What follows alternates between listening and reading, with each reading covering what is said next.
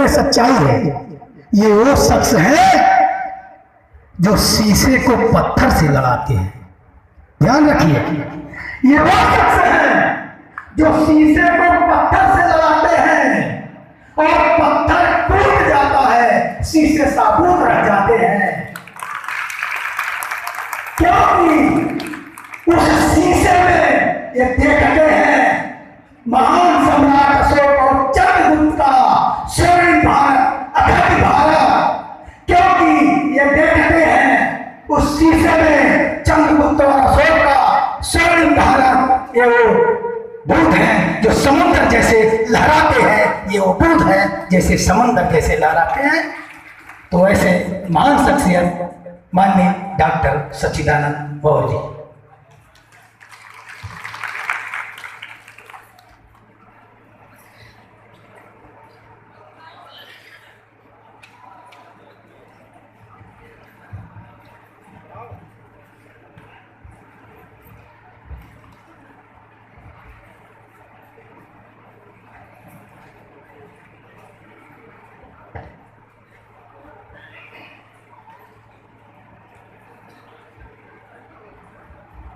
सबसे पहले मैं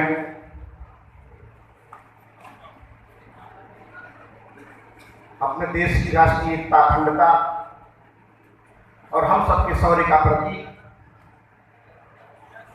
अपने देश के राष्ट्रीय ध्वज का नमन करते हुए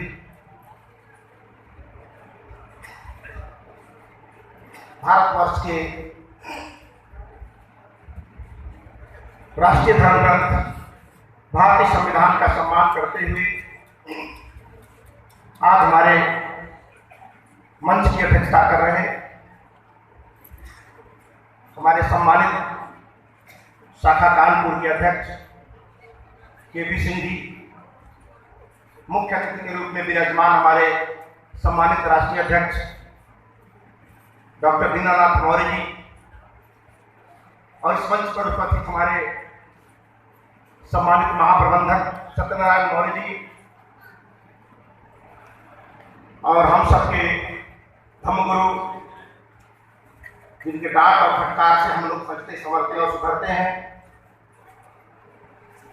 ऐसे धर्मगुरु परम पूज्य रामालोक जन जी, और इस मंच पर बैठे हुए हमारे सम्मानित स्वामीनाथ मौर्य जी, और इस मंच पर विराजमान एकमात्र विदुषी डॉक्टर अलका साकी जी, और जिनके डंडे से सम्राट अशोक चलता है अपने महासचिव शत्रुघ्न साकी जी,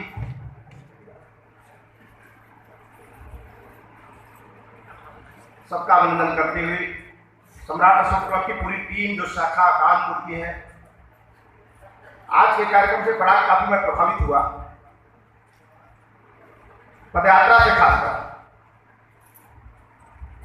पदयात्रा इस बार लाजवाब, और मैं अपनी बहनों का विशेष आभार करता हूं कि पुरुष तो धीरे धीरे चल रहे थे, हमारी बहनें दौड़ दौड़ के चल रही थी, दौड़ दौड़ के चल रही थी। और इतनी ताली से काम नहीं चलेगा, जोरदार ताली बजानी पड़ेगी।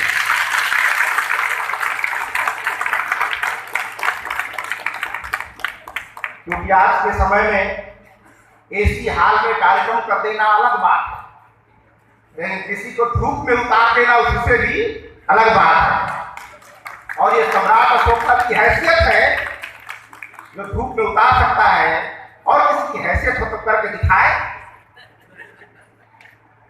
तो मैं बहुत बहुत स्वागत करता हूं, अभिनंदन करता हूं अपने बुजुर्गों का और अपने नौजवान साथियों का। यह आज की पदयात्रा सच में काबिल तारीफ थी। और आज हमारे बीच मेयर साहब आए थे जो इस रात के निर्माण करता है, पूर्व मेयर कर चुके हैं। एक बड़ी अच्छी बात बोल के चले गए और मैं पकड़ लिया उसको, इसलिए अच्छी बात हो गई।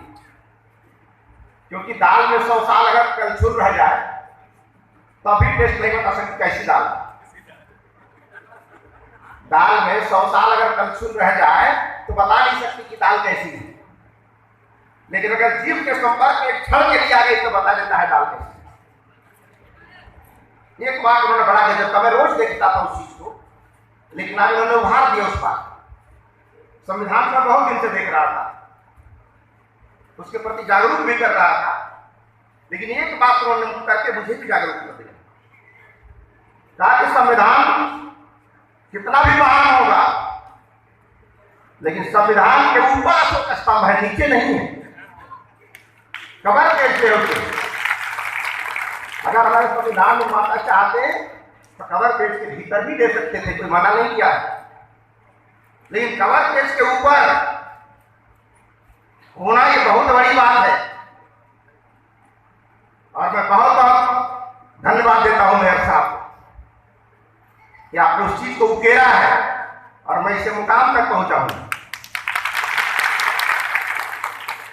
अब संविधान का नीचे होना, अशोक स्तंभ का ऊपर होना, ये क्या प्रदर्शित करता है? मैं सोच रहा था 2 घंटे से कि क्या प्रदर्शित करता है, क्योंकि सम्राट अशोक से पहले भी शासन चलाते थे लोग और सम्राट अशोक के बाद भी शासन चलाते थे लोग।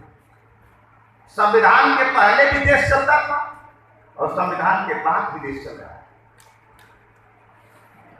तो आखिर संविधान के पहले वाले भारत में क्या बात थी और संविधान लागू होने के बाद वाले भारत में क्या बात थी? अशोक से शासन करने वाले पहले राजाओं के शासनकाल में क्या बात थी और अशोक के शासनकाल में क्या बात थी और अशोक के बाद वालों में क्या बात थी? बस इसी को सही ढंग से मूल्यांकन कर देंगे तो संविधान का मकसद पता चल जाएगा। अशोक से पहले जो शासन राजा करते थे तो हर शासन का अपना एक उद्देश्य होता है, क्योंकि उद्देश्य विहीन कोई शासन नहीं चल सकता। अब उद्देश्य अच्छा भी हो सकता है, उद्देश्य बुरा भी हो सकता है, जनता के हित का भी हो सकता है, जनता के शोषण का भी हो सकता है, उद्देश्य कुछ भी हो सकता है। तो अशोक से पहले जो शासक राज्य करते थे उनका उद्देश्य ही था साम्राज्य का विस्तार करना। मैं छोटा राजा हूं तो और बड़ा साम्राज्य हो जाएगा तो बड़ा राजा हो जाऊंगा, यानी साम्राज्य का विस्तार करना अशोक से पहले के राजाओं का उद्देश्य था। और जब तक कलिंग का युद्ध नहीं हुआ था उसके पहले तक अशोक का भी यही उद्देश्य था, साम्राज्य का विस्तार करना। लेकिन जब कलिंग का युद्ध हो गया तब उन्हें एहसास हुआ कि राजा का उद्देश्य साम्राज्य का विस्तार करना नहीं है। एक राजा बनता है साम्राज्य के विस्तार का नहीं, और किसी भी राजा की काबिलियत इस बात पर नहीं है उसका साम्राज्य कितना बड़ा है, उसकी काबिलियत इस बात में है उसके साम्राज्य में रहने वाली जनता कितनी सुखी है, यह उद्देश्य है। अगर सुखी नहीं है तो राजा अपने उद्देश्य में कामयाब नहीं है। तो किसी भी शासन का उद्देश्य होता है तो उसका उद्देश्य क्या है इस पर निर्भर करता है।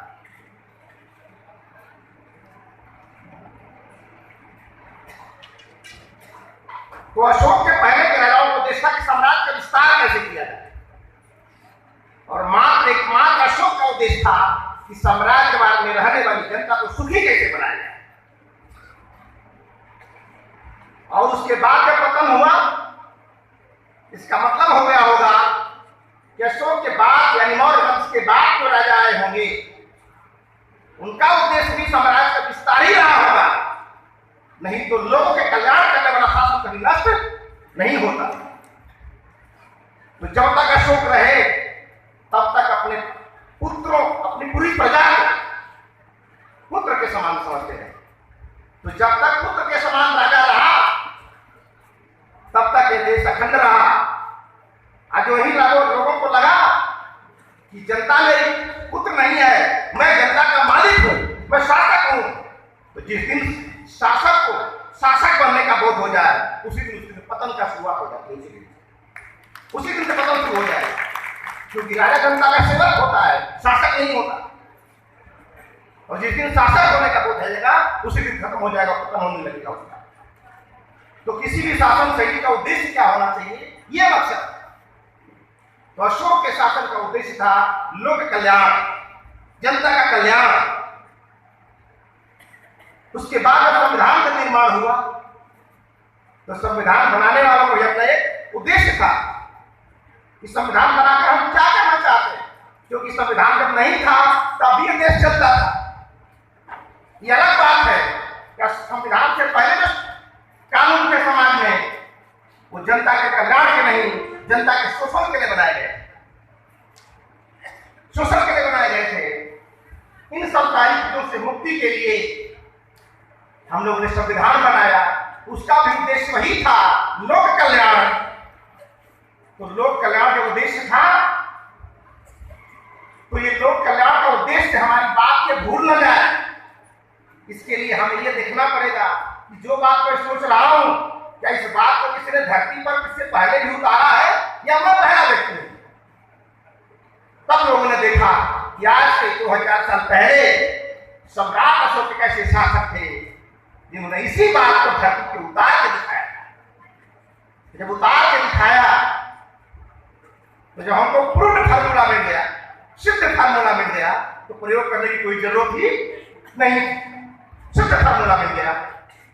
तो सिद्ध फार्मूला क्या है वो, इसके लिए हमने राष्ट्रीय ध्वज अशोक चक्र को अपनाया।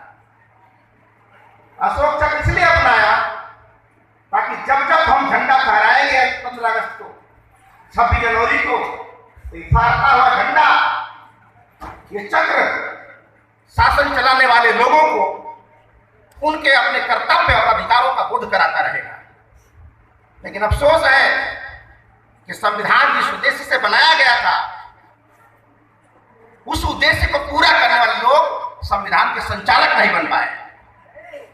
जब संचालक नहीं बन पाए तो संविधान चाहता था कुछ और लोग कर रहे हैं कुछ और। तो जब रिजल्ट नहीं आएगा, इसीलिए किसी संविधान के रिजल्ट को पाने के लिए नेता तो जरूरी है ही है, नीति तो जरूरी है ही है, उसकी नियत उससे ज्यादा जरूरी है। और जब तक नियत अच्छी नहीं रहेगी तब तक नीति का रिजल्ट सही नहीं आएगा। अब सरकार ने बोल दिया कि कंबल बांट जाओ बाढ़ क्षेत्र इलाके में, तो उसकी तो नियत है, नीति है कि सब कंबल बांटना है, लेकिन जिनके जिम्मे सौंपा गया उनकी नियत ठीक नहीं, जब नहीं है तो ठीक से लागू नहीं हो पाए। तो उसी तरह से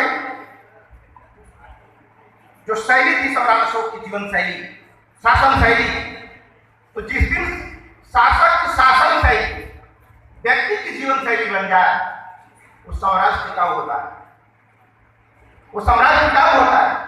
लेकिन अफसोस की बात है कि जो संविधान की भावना थी वो हमारे देश में आज तक सामाजिक संस्कृति नहीं बन पाई, समाज को लागू नहीं बन पाया।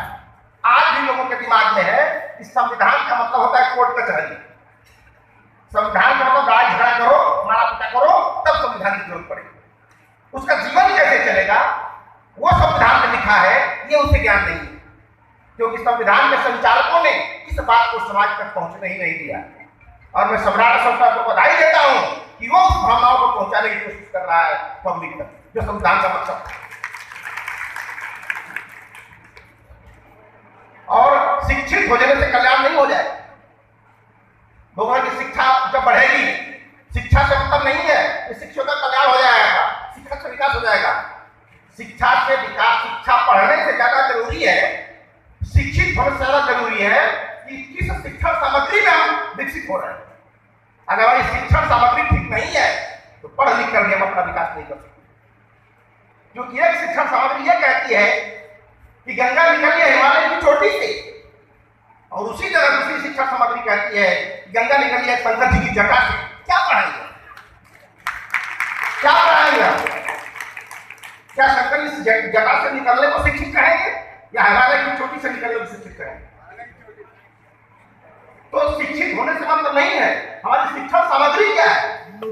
अगर सामग्री आपकी भटकाव वाली है तो आप पढ़ लिखे भटकते भटकते भटकते चले जाएंगे। तो तो एक अनपढ़ भटका हुआ है, एक पढ़ा लिखा भटका है, तो उनमें क्या अंतर? तो शिक्षा के साथ साथ तो शिक्षण सामग्री भी होनी चाहिए। और संविधान ये कहता है कि हमारी शिक्षण सामग्री ऐसी होनी चाहिए जो व्यक्ति के अंदर वैज्ञानिक दृष्टिकोण पैदा करे। ये लिखा है संविधान में, वैज्ञानिक साइंटिफिक वे पैदा करे, इसके अंदर वैज्ञानिक दृष्टिकोण पैदा करे। लेकिन आज टीवी देखिए, 676 चैनल चल रहे हैं, एक भी चैनल पर वैज्ञानिक दृष्टिकोण वाली बात नहीं हो रही, ठोक पाखंड को बढ़ाने की बात हो रही। तो जब मीडिया बोले कुछ और, अखबार बोले कुछ और संविधान कहेगा कुछ और, तब दोनों की जब मिसमैचिंग होगी तो देश में सही वातावरण तैयार नहीं होगा। तो शिक्षण सामग्री का भी मतलब है कि हमें क्या पढ़ना है, क्या नहीं पढ़ना है। क्यों? क्योंकि किसी भी तरह की जानकारी अगर आपके पास है, सब पढ़े लिखे बैठे, ऐसा नहीं है, किसी भी तरह की जानकारी अगर आपके पास है उसे ज्ञान कहा जाता है। और दुनिया में ज्ञान से कुछ नहीं होता। किसी भी तरह की अगर जानकारी आपके पास है उसे ज्ञान कहा जाता है, लेकिन वही जानकारी अगर व्यवस्थित हो जाती है उसी को विज्ञान कहा जाता है, उसी को विज्ञान कहा जाता है।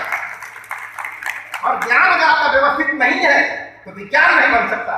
अब विज्ञान नहीं बन सकता तो बुलेट ट्रेन जापान से आएगी, भारत का निर्माण नहीं हो सकता, व्यवस्थित नहीं हो सकता। आपके पॉकेट में मोबाइल है, अगर उस मोबाइल को मैं निकाल लूं पॉकेट से और खोल के उसका पुर्जा अलग अलग कर दूं और सारे पुर्जे अलग खोल करके फिर आपके पॉकेट में रख दूं, तो क्या बात होगी? क्यों नहीं बात होगी? सबको हर एक पॉकेट। बस अंतर यही है कि जिसको जहां होना चाहिए वहां नहीं।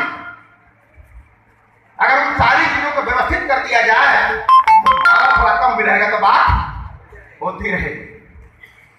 उसी तरह हमारे समाज के पास भी न ज्ञान की कमी है न ज्ञानियों की कमी है, अंतर सिर्फ इतना ही है कि हमारा ज्ञान और ज्ञानी व्यवस्थित नहीं है। सम्राट अशोक क्लब उसको व्यवस्थित करने की कोशिश कर रहा है। गड़बड़ी क्या हो गई? जो ढोलक बजाना जानता है उसको हारमोनियम पकड़ा दिया गया है, और जो हारमोनियम बजाना जानता है उसको तबला पकड़ा दिया गया है। साज सब है, धुन नहीं निकल रही, साज सब है, धुन नहीं निकल रही है। अशोक क्लब बस यही तलाश कर रहा है कि ढोलक वाला ढोलक बजाए, हारमोनिया वाला हारमोनिया बजाए। जब सही लोगों के पास सही चीज पहुंच जाएगी तो जिस धुन को सुनकर लोग गाली दे रहे हैं उसी धुन को सुनकर लोग ताली बजाएंगे। इसी को व्यवस्थित करने की कोशिश हो रही है और ये काम इतना आसान नहीं है। लेकिन जब आसान काम को करेंगे तो फिर मतलब क्या रह गया? कठिन काम हो, क्योंकि जितना कठिन काम आप करते हैं विजय का आनंद ही उतना ही ज्यादा। तो उसी तरह बहुत सारे लोग सम्राट अशोक पर तरह तरह की टिप्पणियां करते रहते हैं। अशोक कायर राजा था, तो उनको मैसेज देना चाहता हूं, ये सच है कि हमारे इरादे विध्वंसक नहीं है, ये सच है कि हमारे इरादे विध्वंसक नहीं है और अकारण हम युद्ध के समर्थक भी नहीं, अकारण हम युद्ध के समर्थक नहीं है, हम मानवता के पुजारी हैं। सुन ले दुनिया, हम अहिंसक जरूर है, नपुंसक नहीं। जरूरत पड़ेगी तो जो हमने क्रोध को बदल कर करुणा में बदला है, फिर करुणा को डायवर्ट को क्रोध में बदल सकते हैं। तो जो अशोक धम्माशोक बना है वो चंडाशोक भी बन सकता है, क्योंकि हम संविधान के पुजारी हैं, संविधान के फॉलोअर हैं, इसलिए हम वो उस बात को कहना नहीं चाहते। इसका मतलब ये नहीं है कि माचिस की तिल्ली अगर जल नहीं रही है तो उसमें आग नहीं है। माचिस की तिल्ली अगर जल रही है तो उसमें आग नहीं है, आग है, जिस दिन रगड़ देंगे आग लग जाएगी। तो सब लेके बैठे हो, लेकिन चूंकि हम लोक कल्याण के पुजारी हैं, मानवता के पुजारी हैं, इसलिए हम चाहते हैं कि उसी संविधान के दायरे में हम काम करें। हम किसी के विरोधी नहीं है, न ही किसी के समर्थक है। जो सच है उसके साथ खड़े रहेंगे और जो झूठ है उसके साथ खड़े नहीं रहेंगे, बस इतना ही करेंगे। इसीलिए अशोक ने जब युद्ध किया तो खून के बदले खून किया, खून के बदले खून किया, और जब उन्हें लगा कि ये गलत है तो उन्होंने खून के बदले खून भी दिया। कैसा खून? महेंद्र और संघमित्रा, क्या है वो? खून के बदला खून है। अपने बेटे को खून का बदला खून दिया, श्रीलंका भेजा, दुनिया के देश में भेजा कि जितना कल्याण हो सके करो। एक बार एक घटना है भदोही डिस्ट्रिक्ट, एक रामगति नाम का एक दोस्त हम लोग के हैं, क्योंकि सर वो अपनी घटना जी खुद अपने बताया, कलेक्ट्री वाला के साथ मुझे भी ध्यान आ गई। बहुत सारे बच्चे अपनी सर्टिफिकेट सरकारी डॉक्टर के सामने, और वो भी लड़का गया उन्हें, तो सबका फोटो अटेस्ट करने के लिए मूल कापी वो डॉक्टर देख रहे हैं, तब अटेस्ट कर रहे थे। अब उस लड़के का बिना सर्टिफिकेट देखे उसने अटेस्ट कर दिया, तो लड़कों ने कहा कि इसका क्यों नहीं देखा? तो सरकारी डॉक्टर ने कहा इसका क्यों देखूंगा, ये तो रामगति मौर्य है, थोड़ा गड़बड़ करेगा, ये तो मौर्य है, गड़बड़ थोड़ा करेगा। तो ये हमारा ब्रांड है, जो दूसरे लोग हमारे बारे में सोचते हैं, हमारा ब्रांड है, और अपने ब्रांड को बचाए रखने के लिए व्यक्ति को संघर्ष करना चाहिए, पीछे नहीं हटना चाहिए। ये ब्रांड है हमारे। ये अलग बात है कि समाज का मानक बदल गया है, तो आज ईमानदारी का मतलब मूर्ख हो गया है, ईमानदारी का मतलब मूर्ख हो गया है। ठीक उसी तरह जैसे विकलांग का मतलब दिव्यांग हो गया है सब, ठीक वैसे। लेकिन जो सही अर्थ हो तो सही रहेगा ही, इसलिए हमको अपने पहचान के लिए संघर्ष करना चाहिए और उस पहचान को बनाए रखने का प्रयास करना चाहिए। तो ईमानदार होना हमारी ब्रांडिंग है, और ये ब्रांडिंग कहाँ से मिली? सम्राट अशोक से मिली, भगवान बुद्ध से मिली है। इसीलिए क्योंकि बहुत सारा कार्यक्रम भी है, हम लोग को अच्छा लग रहा होगा, लेकिन जो बच्चे बन के ध्यान में बैठे हो तो उनको उल्टा से नहीं बोल रहे हो, ये लगता है बोलते रहेंगे क्या दिन भर। तो मैं बाधा, और मैं भी चाहता था बीच में जब कार्यक्रम चलता रहेगा तो मनोरंजन बना रहता, दिमाग फ्रेश भी होता रहता, रिफ्रेश होता रहता, तो हमारा दिमाग हैंग नहीं करता। तो बहुत नहीं कहूँगा। वंशज की बात हमारे गुरु जी ने कहा था, जब हम वंशज की बात कहते हैं तो वंशज का मतलब उनका खून ठंडा नहीं होता। वंशज दो तरह के होते हैं, एक होता है उससे खून का वारिस, एक होता है उनके विचारों का वारिस। तो सम्राट अशोक के वंशज की बात कहते हैं कि हमारा पूरी प्रजा हमारी संतान है। तो क्या पूरी प्रजा को पैदा किया था उन्होंने? जब पूरी प्रजा की बात कर दिए, इसका मतलब पूरी प्रजा उनकी संतान है। तो संतान दो तरह की होती है, एक होती है संपत्ति का वारिस और एक होती है विचारधाराओं का वारिस। तो संपत्ति के वारिस तो बहुत मिल जाएंगे आपको, कि हम उनके मालिक, उनके घर का बाप मर गया तो सारी संपत्ति हमारी है, तो संपत्ति के वारिस बहुत मिलेंगे, लेकिन विचारों के वारिस बिरले मिला करते हैं। तो आज जो अपने को सम्राट अशोक का वंशज कह रहे हैं, मैं चाहता हूं कि आप विचारों के वारिस बनने की तैयारी करिए, विचारों के वारिस की तैयारी करिए। जो कहता था अशोक जहां थे वहां पहुंचने के लिए खून होना जरूरी नहीं है, विचार का होना जरूरी है, और क्रांति तो विचार से पैदा हो, थॉट से पैदा हो। इसीलिए विचारधारा का वारिस बनिए। तो जो सम्राट अशोक की विचारधाराओं को फॉलो करता है, भगवान बुद्ध की विचारधाराओं को फॉलो करता है, वही उनका वंशज है। अगर उन्हीं के खून का है और फॉलो नहीं करता तो अवैध वारिस है, अवैध वारिस है। तो आप वैध वारिस बनने की कोशिश कीजिए, और वैध वारिस वही होगा जो विचारधाराओं को फॉलो करता, और नहीं करता है तो फर्जी बनने से कुछ फायदा नहीं है। फर्जी तो हो ही है। आज बहुत सारे हमारे जो प्रतिनिधि हैं, जब भारत के बाहर जाते हैं तो कहते हैं भगवान बुद्ध के देश से आया हूं, अशोक के देश से आया। क्या मजबूरी है कि भगवान बुद्ध के देश से आया, यही कहना पड़ रहा है, क्योंकि उनके पास कोई ऐसा महापुरुष ही नहीं है जिसका आधार कार्ड हो, कोई महापुरुष नहीं है। बस आधार कार्ड तो सम्राट अशोक का भगवान बुद्ध का है। तो जो ही इनके अलावा दूसरे का नाम लोगे तो अमेरिका बोलेगा आधार कार्ड दिखाओ इसका, या भी पैदा हुआ था नहीं हुआ था। तो आप बताइए कि जो जमीन के अंदर है वो प्राचीन है, ये जमीन के बाहर है वो प्राचीन है। तो जो अपने को अति प्राचीन दिखते हैं जगह जगह रोड पर, रास्ता पर, आज ही बना विख्याति प्राचीन दुर्गा माता का मंदिर। तो प्राचीन जो भी होगा तो जमीन के बाहर नहीं, हमेशा जमीन के अंदर होगा। इसीलिए जब मथुरा की खुदाई हो रही थी, मथुरा की, तो मथुरा कितना मशहूर है आपको अच्छी तरह पता है, मथुरा की इनकी जन्मस्थली। लेकिन जब खुदाई होने लगी तो पता चला जिनके नाम का मशहूर है वो जगह, वो सारी के जमीन के ऊपर है। अगर खुदाई होने लगी तो जमीन के अंदर से भगवान बुद्ध निकलने लगे, तो प्राचीन किस कहे? प्राचीन बुद्ध हुए। के अंदर वाला कि बाहर वाला? लेकिन जब बेवकूफ रहोगे तो बाहर वाला ही प्राचीन बन के चला जाएगा और अंदर वाला आदमी बन के खत्म हो जाएगा। इसीलिए चिंतन करिए, सोचिए, समझिए। सिर्फ पढ़ने से मतलब नहीं है।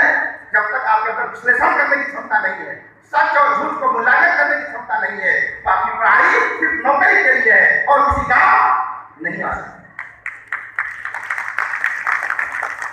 इसीलिए प्रधानमंत्री बनने के लिए कितना पढ़ा होना चाहिए?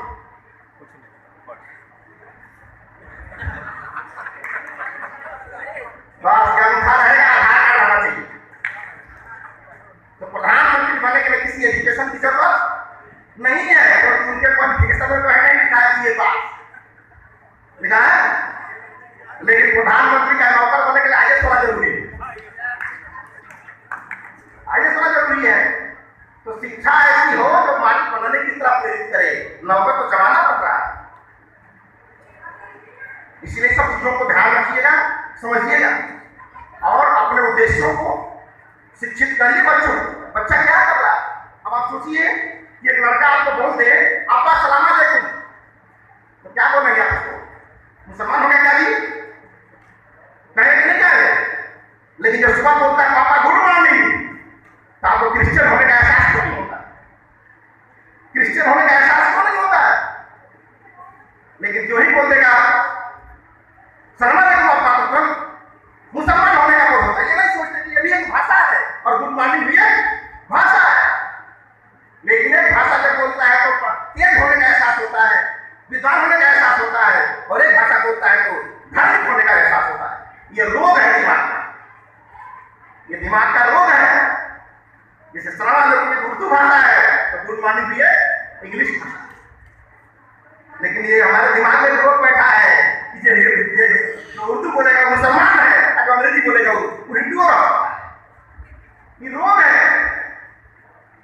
इसीलिए ऐसा कुछ नहीं है। जितना ज्यादा भाषाओं का ज्ञान होगा उतना ही दुनिया में आपको प्रचार ज्यादा होगा। इसीलिए अशोक ने जो शिलालेख लिखवाया, जिस देश में लिखवाया उस भाषा में लिखवाया,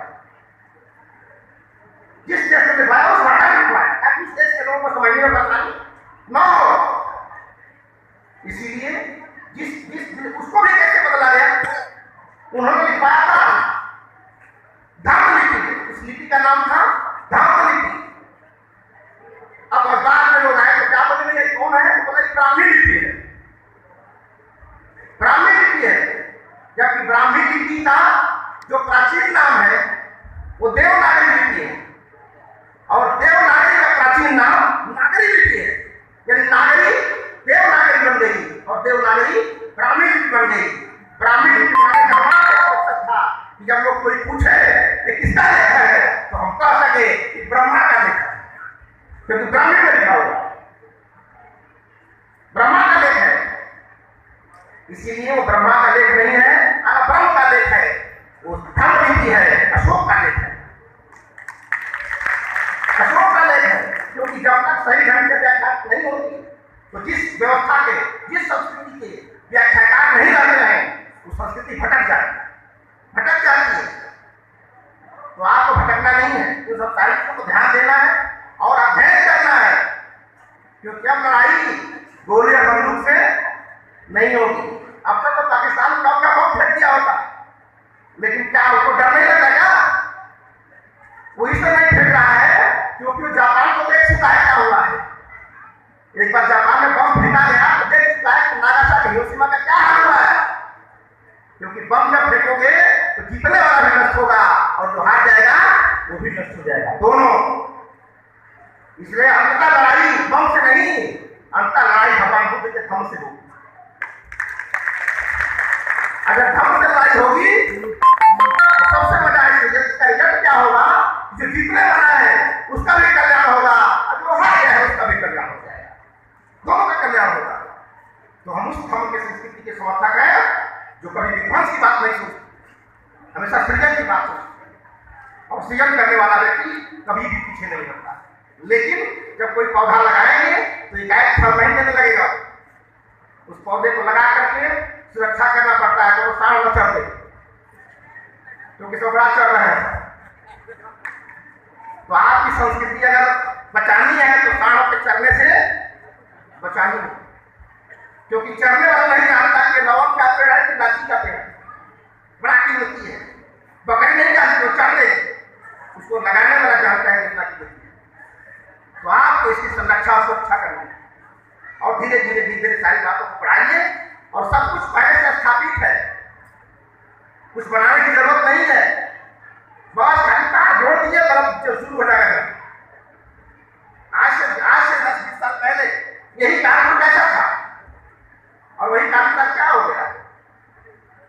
कुछ बदला क्यों बदला? बदला क्यों बदला? तो हम कैसे जाने के बदल गया? एक जोरदार खाने में नहीं था, पता चलेगा।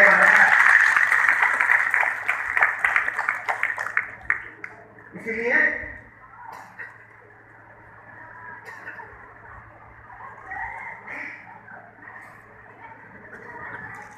अब बहुत ज्यादा नहीं कहूँगा, क्योंकि बच्चों की तरफ सुनाई दे रही है और अच्छा लगेगा। और आप लोग निकल जाइए अब दुनिया में। भगवान बुद्ध ने क्या कहा? एक गांव में गए लोग, भगवान बुद्ध गए एक बार फैसला देने के लिए, तो एक गांव में गए तो लोगों ने गाली दे दिया, उनको बुरा व्यवहार किया। तो उन्होंने आशीर्वाद में कहा कि खूब फलो फूलो रहेगा। दूसरे गांव में गए तो वहां के लोगों ने उनका बड़ा सम्मान किया और बड़े शांति से बात, बड़े सब लोग थे, तो उनको आशीर्वाद बोला कि सब यहाँ से उजाड़ जाओ। तो उनका आनंद से सीखा, बोला कि जिन्होंने दुर्व्यवहार किया उनको फलने फूलने की बात कहे, अगर अच्छा व्यवहार किया उसको उजाड़ने की बात बोला, आपने ऐसा क्यों? तो बोला कि ये गंदे लोग हैं, यही फले फूले, क्योंकि बाहर फैलेंगे तो गंदगी फैलाएंगे। आज अच्छे लोग हैं, ये उजड़ कर जहां जहां जाएंगे वहां अच्छाई फैलाएंगे, इसलिए मैंने अच्छाई को उजड़ने की बात की। तो हम लोग कहेंगे कि कानपुर के जो कार्यकर्ता है इस काबिल हो गए हैं कि अब इनको उजड़ने की जरूरत है। उजड़ने का फायदा हो जाएगा चारों तरफ। जब फैलेंगे चारों तरफ तो जो ज्योति यहाँ फैल रही है वही ज्योति चारों तरफ फैलेगी। इसी आशा विश्वास के साथ आप सभी का स्वागत अभिनंदन करते हुए और अपने बहनों का सम्मान करते हुए, अपने बुजुर्गों का आदर करते हुए, और आज जो हमारे पुलवामा में जो शहीद हुए थे उस शहीद का सम्मान करते हुए, माँ का सम्मान करते हुए, और हमारे बुजुर्ग का सम्मान किए गए मंच से, क्योंकि जो बुजुर्ग मैंने जो किताब लिखा है उसमें चैप्टर है बुजुर्ग बनाम नौजवान, उसमें चैप्टर है बुजुर्ग बनाम नौजवान, फाइटा फाइट। जब हम लोग काम करते हैं शुरू में तो बूढ़े लोग क्या करते हैं, हमने पहले कितना चलाक हो गए हो, यानी बूढ़े लोग कहते कि हमसे हम ही ने पैदा किया, हम कितना चलाक हो गए हो, इसका मतलब गारंटेड खुलेगा कि कभी हो जाओगे। तो आपको इस पढ़ने की जरूरत है, सारी किताबों का है, और प्रयास से किताब लेकर जाइएगा, क्योंकि बहुत सारी चीजें हैं, और उन लोगों को पढ़ाइएगा। आपके नहीं किताब दी, ये किताब उनके लिखी गई है जो यहाँ नहीं आ पा रहा, इसलिए सारी चीजों को जानिए, समझिए, और ऐसी एक अच्छा सा कामना लेकर काम करते रहिए। अध्यक्ष हमारे कहते हैं कि कल की आज की रात चाहे किसकी हो, लेकिन कल की सुबह हमारी होगी। इन्हीं चंद बातों के साथ अपनी बाणी को विराम देता हूँ। अखंड भारत, जय भारत, श्रेष्ठ भारत।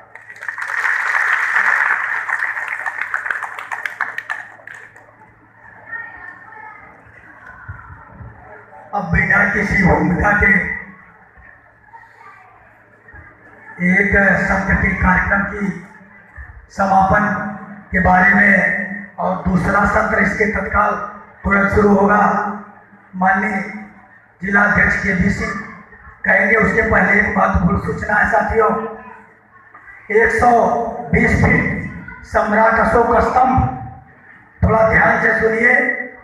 120 फीट सम्राट अशोक स्तंभ व तथागत गौतम बुद्ध की प्रतिमा का शिलान्यास दिनांक 26 मई 2019 को सुनिश्चित किया गया है। और एक क्रांतिकारी नौजवान आपके बगल जनपद उन्नाव के हैं, और इनका नाम है राजू मौर्य और नरेंद्र मौर्य। तो साथियों, कहा गया है कि कसम बुद्धा की अशोका की हम भागे नहीं थे साथियों, कसम बुद्धा की अशोका की हम भागे नहीं थे, बल्कि सच तो यह था मित्रों कि हम अभी जागे नहीं थे। तो ये नौजवान जाग गए हैं इनके कार्यक्रम के लिए, इनका सम्मान हौसला बढ़ाने के लिए एक जोरदार तालियां पुनः हो जाए। अब हमारे बीच में जिला अध्यक्ष माननीय केबी सिंह जी, जो प्रथम सत्र के समापन और द्वितीय सत्र के